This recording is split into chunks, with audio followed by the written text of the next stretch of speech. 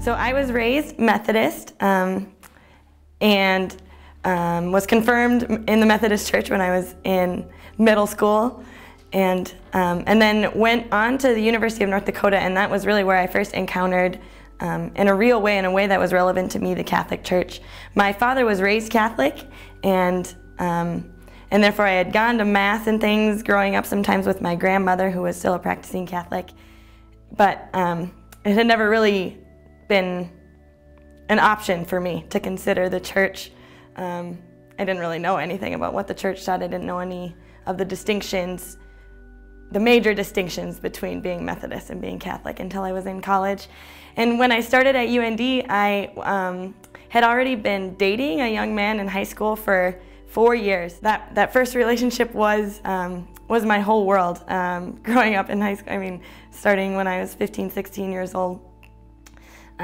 But when I arrived at UND, my freshman RA was a Bible study leader with an organization called Focus, Fellowship of Catholic University Students. And the first time I ever went to her Bible study was at Applebee's, celebrating her victory as homecoming queen at UND. So it was just God's providence kind of drew me in through fun and pleasure.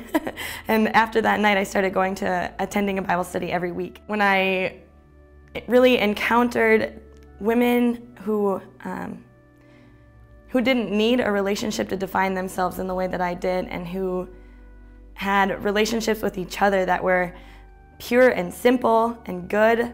That was really my first encounter with that type of holiness that I desired, that I didn't know I desired, but that was the first time I realized I desired it. I entered the church my junior year, and that's, of course, where my vocation begins, in a new relationship with the Eucharist, with the Blessed Mother, with the true church, all of that. I didn't have any plan to be a sister when I graduated from college. In fact, I was very resistant to the idea. But with Focus, we have the great grace of accepting a 1-year dating fast. You commit to 2 years as a missionary with Focus. In the first year, they ask you to do a dating fast, meaning no relationships, no romantic relationships to speak of. When I was going through my conversion and preparing to enter the church, the relationship that I had been in with high school became more and more apparently destructive to my faith. And so as I began to live a life of virtue, I slowly, and I mean slowly, withdrew from that relationship.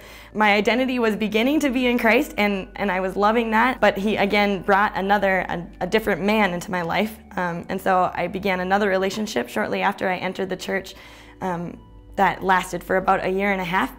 And that young man was Protestant when we started dating, and as he began RCIA, he also discerned a call to the priesthood. And so I was still in college, thinking about applying to be a Focus missionary, but really mostly desiring to be married and to have a huge Catholic family, the Catholic family that I hadn't been raised in. I wanted to have 12 to 15 kids and just really honor Christ in that way. That was the way I always pictured myself, worshiping our Lord and living out a vocation in the world and really being an evangelist.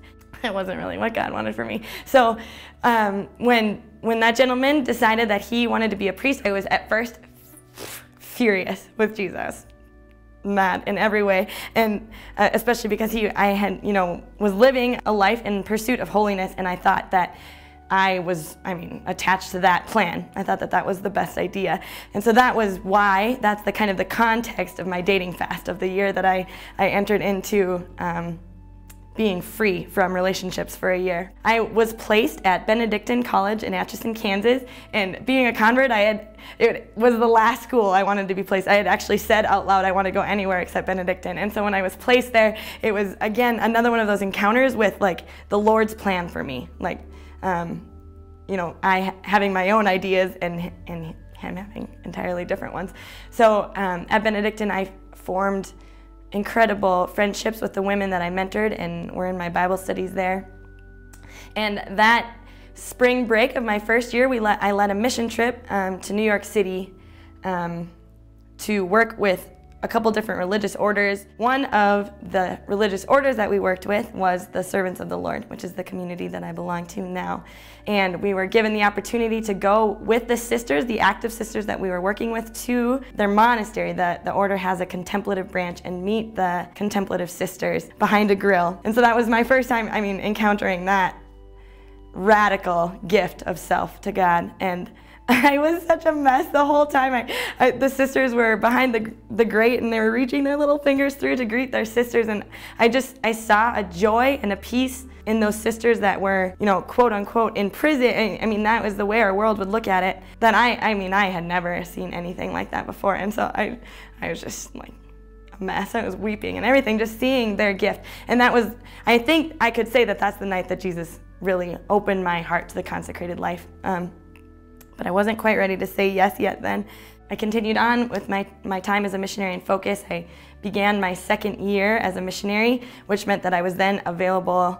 I was no longer on the dating fast. I was available to pursue my vocation if it truly was married life. So then the moment when the second semester of my second year as a missionary, the gentleman who I had dated in college, who had discerned a call to the priesthood, in the meantime had entered the church and had actually discerned a call to the religious life, to consecrated life.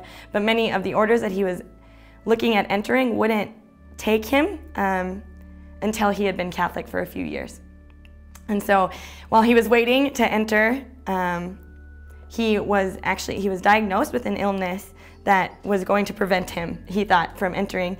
And so so his response to that was, well, that's a sign that I probably should have married this girl, should have married me. And so he showed up in Kansas, and where I was living, and essentially proposed to me. And so it was. I needed something that dramatic, I think, to really for me to really engage what it was that I actually desired. Because a year and a half previous to that, when I was so mad at God, that would have been exactly what I thought I had wanted. And so then, after all this time of winning my heart and just really helping me uncover my true identity, like the relationship that I was actually made for, he brought back my old desires and represented them to me, basically, and asked me if I still wanted them. And I didn't want them anymore. And so it was a really, it was a really intense realization, I think. And just a side note, I think that is important to encourage anybody. At that time, shortly before this offer of marriage, I had finally begun consistent spiritual direction for the first time.